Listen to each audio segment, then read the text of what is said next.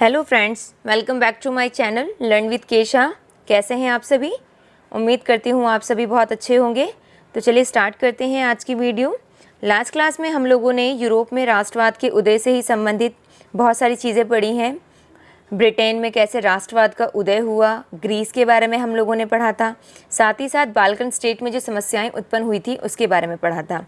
आज की इस वर्कशीट में हम लोग डिस्कस करने वाले हैं राज्य की दृश्य कल्पना के बारे में, फ्रैंकफर्ट संसद के बारे में, साथ ही साथ महिलाओं की क्या भूमिका रही राष्ट्रवाद की विचारधाराओं को फैलाने में, और जो प्रतीक चिन्ह थे उनके महत्व के बारे में हम इस वीडियो में अच्छे से डिस्कस करेंगे। तो चलिए स्टार्ट करते हैं आज की वीडियो। सभी स्टूडेंट वर्कशीट में देखेंगे, सबसे पहले आप लोगों को राज्य की दृश्य कल्पना के बारे में बताया गया है। हम लोगों ने पढ़ा था कि देश में राष्ट्रवादी विचारधाराओं को फैलाने में जो उस समय के मध्य वर्ग के लोग हैं उन लोगों की महत्वपूर्ण भूमिका थी। साथ ही साथ फ्रांसीसी क्रांति ने लोगों के मन में राष्ट्रवादी विचारधाराओं को फैलाने में बहुत महत्वपूर्ण भूमिका निभाई। इसके साथ आप देखेंगे कि उस समय बहुत सारी कविताओं के द्वारा, कहानियों के द्वारा लोगों के मन में राष्ट्रवादी विचारधाराएं जो हैं वो फैलाया गया, लोगों को इंस्पायर करने की कोशिश की गई इनके माध्यम से। इसी के साथ साथ आप देखेंगे कि 18वीं और 19वीं शताब्दी में जो उस समय के कलाकार थे, पेंटर्स थे, उन लोगों ने जो राष्ट्र की विचारधाराएं हैं, राष्ट्रवाद से संबंधित जो विचारधाराएं हैं, उससे लोगों को इंस्पायर करने के लिए आप देखेंगे कि प्रतीक चिन्हों का प्रयोग किया गया। पर्टिकुलर आप जो प्रतीक चिन्हों का प्रयोग किया गया उसमें राष्ट्र को एक व्यक्ति के रूप में दिखाया गया। रियल में राष्ट्र कोई व्यक्ति नहीं है, लेकिन लोगों की भावनाएं जुड़ जाती है किसी वस्तु के साथ। उसी तरीके से राष्ट्र को एक नारी के रूप में दिखाने की कोशिश की गई ताकि लोगों की भावनाएं उनसे जुड़ें और लोगों के मन में जो राष्ट्रवादी विचारधाराएं हैं वो और भी ज़्यादा, पहले की तुलना में और भी ज़्यादा स्ट्रांग हो जाए। रियल में कोई ख़ास महिला नहीं थी। आप देखेंगे उस समय फ्रांस में जो ईसाई नाम की मैरी आना है, उनको फ्रांस की एक लोकप्रिय राष्ट्र प्रतीक चिन्ह के रूप में दिखाया गया। जर्मन में जर्मेनिया को एक राष्ट्रीय प्रतीक चिन्ह के रूप में दिखाया गया। ये लोग पर्टिकुलर कोई महिला रियल में नहीं थी, बल्कि उस राष्ट्र को एक महिला के फॉर्म में दिखा करके लोगों की भावनाओं को उनके साथ रिलेट करने की कोशिश की गई, और इसे ही रूपक चिन्ह कहा जाता है, राष्ट्र का रूपक चिन्ह। इसमें जो नारी की छवि है उसको राष्ट्र से लिंक करके राष्ट्र के प्रति राष्ट्रवादी विचारधाराओं को और भी ज़्यादा स्ट्रॉन्ग करने की कोशिश की गई थी। और इन्हीं रूपक चिन्हों का प्रयोग करके जो राष्ट्रवादी विचारधाराएं हैं वो लोगों के मन में पहले की तुलना में और भी ज़्यादा स्ट्रॉन्ग होने लगती है इन रूपक चिन्हों के माध्यम से। आई थिंक कि आप लोगों को अच्छे से समझ में आ गया होगा। अब आगे बढ़ते हैं। आगे आपको नेक्स्ट दिया गया है फ्रैंकफर्ट संसद। अगर हम फ्रैंकफर्ट संसद की बात करें तो फ्रैंकफर्ट एक शहर था जो जर्मनी में था उस समय, और ये शहर बहुत ही ज़्यादा फेमस इसलिए भी है क्योंकि यहाँ पर एक संसद का गठन किया गया था।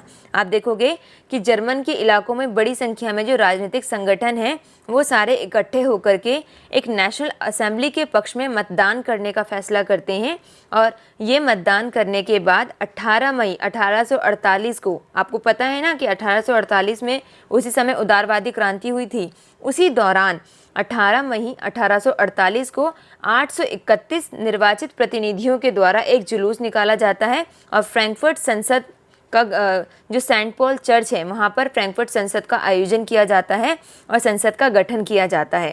जर्मन राष्ट्र के लिए एक संविधान का प्रारूप तैयार किया जाता है जिसमें राजा की अध्यक्षता में, जो मतलब सारे राष्ट्र की अध्यक्षता में जो राजा है वो सारे काम करेगा। कहने का मतलब है कि अब राजा को संसद के अधीन होकर काम करना पड़ेगा।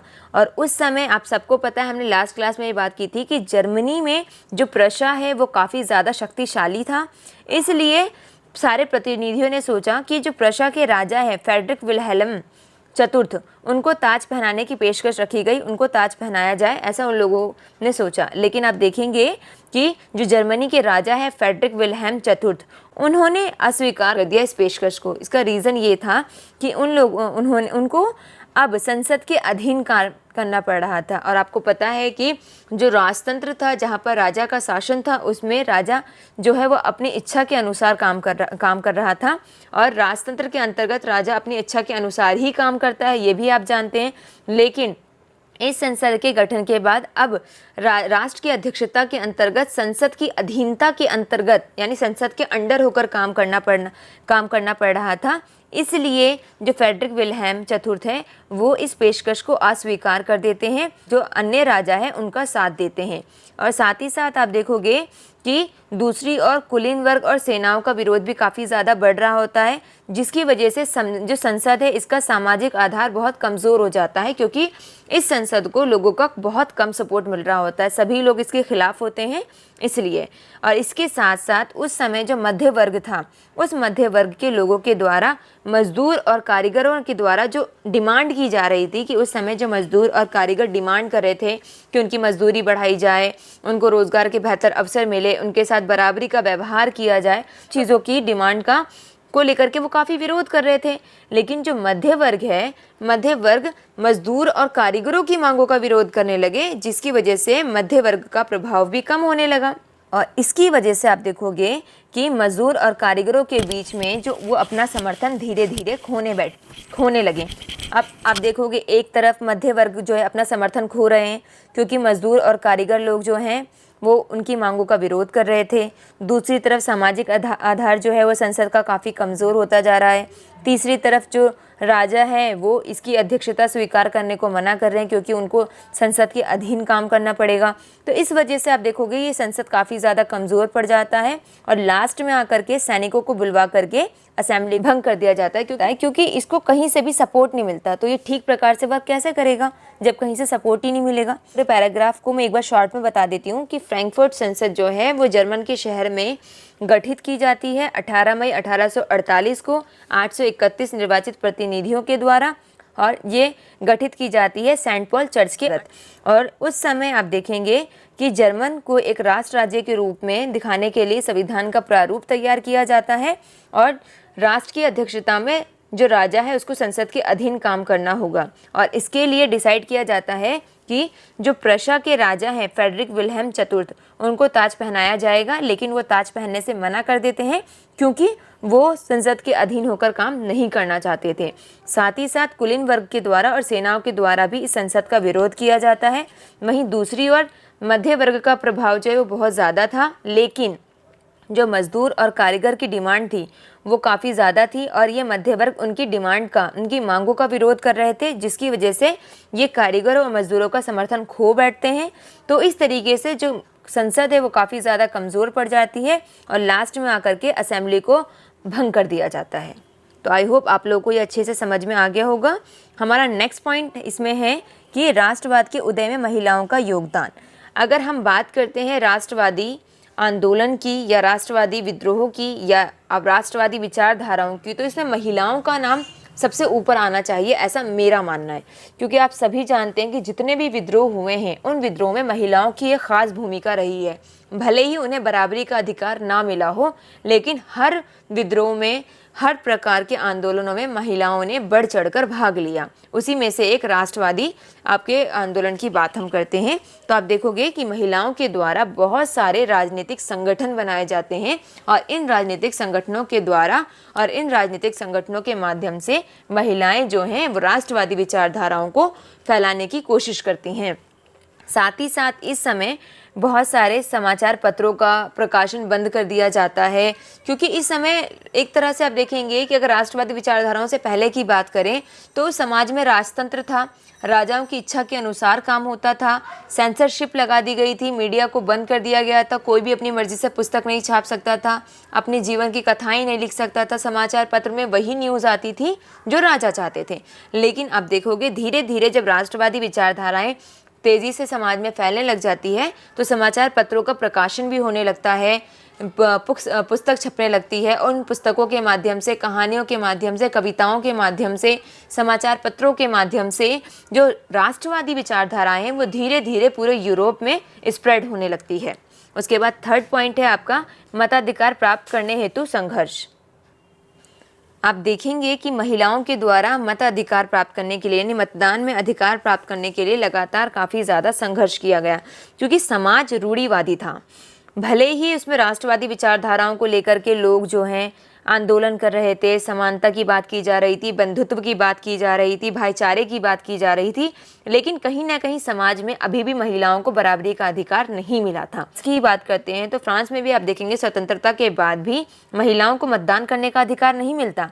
इस तरीके से महिलाओं ने काफ़ी लंबे समय तक मतदान प्राप्त करने के लिए, मतदान में अधिकार प्राप्त करने के लिए कि हमें भी मत करने का या वोट देने का अधिकार मिले, इसके लिए वो लंबा संघर्ष करती हैं। उसके बाद नेक्स्ट है आपका राजनीतिक बैठकों तथा प्रदर्शनों में हिस्सा लेना। महिलाओं के द्वारा समय समय पर राजनीतिक संगठन बना करके अपनी विचारधाराओं को फैलाने की कोशिश की गई। साथ ही साथ वो राजनीतिक बैठकों में ही भाग लेती थी, प्रदर्शनों में हिस्सा लेती थी, और इसके द्वारा आप देखोगे राष्ट्रवादी जो आंदोलन होते हैं उनको काफ़ी ज़्यादा पहले की तुलना में काफ़ी ज़्यादा वो मजबूत होते हैं, काफ़ी ज़्यादा तेज़ी से फैलते हैं, और इसकी वजह से आप देखेंगे कि राष्ट्रवादी विचारधाराओं को एक नई धारा मिलती है, एक नया स्ट्रीम मिलता है, और ये काफ़ी ज़्यादा स्ट्रांग हो जाती हैं। आपको ये पता चल रहा होगा इससे कि जहाँ तक है समाज में महिलाओं की भी एक महत्वपूर्ण भूमिका थी, और राष्ट्रवादी आंदोलन में भी महिलाओं ने बढ़ चढ़कर भाग लिया था। उनके द्वारा राजनीतिक संगठनों का निर्माण किया गया, राजनीतिक बैठकों में हिस्सा लिया गया, प्रदर्शन किए गए, अपने मताधिकार प्राप्त करने के लिए संघर्ष किए गए, जिससे उनको मिले। लेकिन इसके बाद भी आप देखेंगे कि उन्हें मत करने का अधिकार या वोट देने का अधिकार नहीं मिलता। देश के स्वतंत्र होने के पश्चात भी, राष्ट्रवादी विचारधाराओं के फैलने के पश्चात भी उनको मत का अधिकार प्राप्त करने के लिए एक लंबा संघर्ष करना पड़ता है। नेक्स्ट है हमारा प्रतीकों का अर्थ।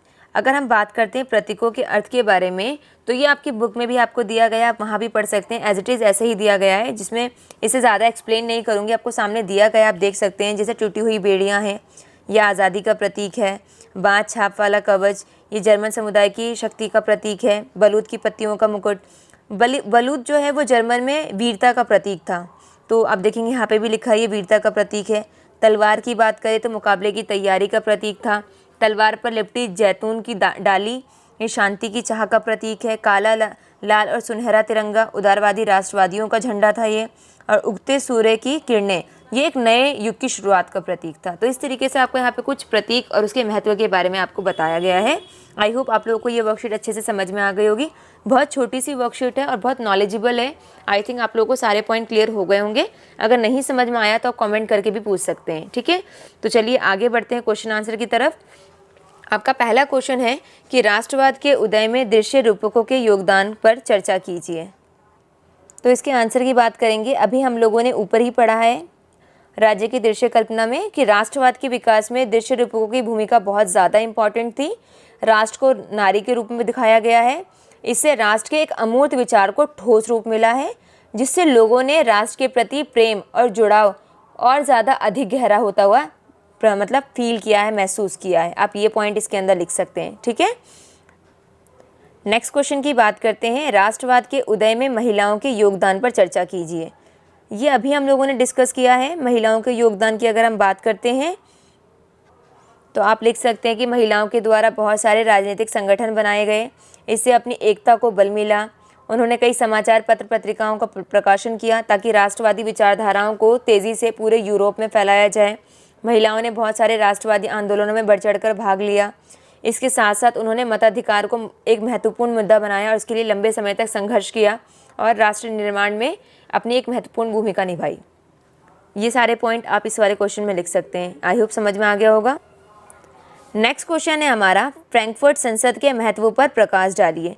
फ्रैंकफर्ट संसद की बात करते हैं तो आप इस पैराग्राफ में से देख के लिख सकते हैं कि फ्रैंकफर्ट संसद का गठन 1848 में हुआ था और इसमें 831 चुने हुए प्रतिनिधियों ने भाग लिया था और जर्मनी के एकीकरण का ये पहला गंभीर प्रयास था इस संसद के माध्यम से, और इसमें जर्मन राष्ट्र के लिए एक संविधान भी तैयार किया गया था। हालांकि ये एक असफल प्रयास था, लेकिन इससे आप देखेंगे कि राष्ट्रवादी आंदोलनों को काफ़ी ज़्यादा बढ़ावा मिलता है, काफ़ी प्रेरणा मिलती है इस संसद के माध्यम से। इसके बाद नेक्स्ट क्वेश्चन है आपका, विभिन्न प्रतीक चिन्हों के महत्व को लिखिए।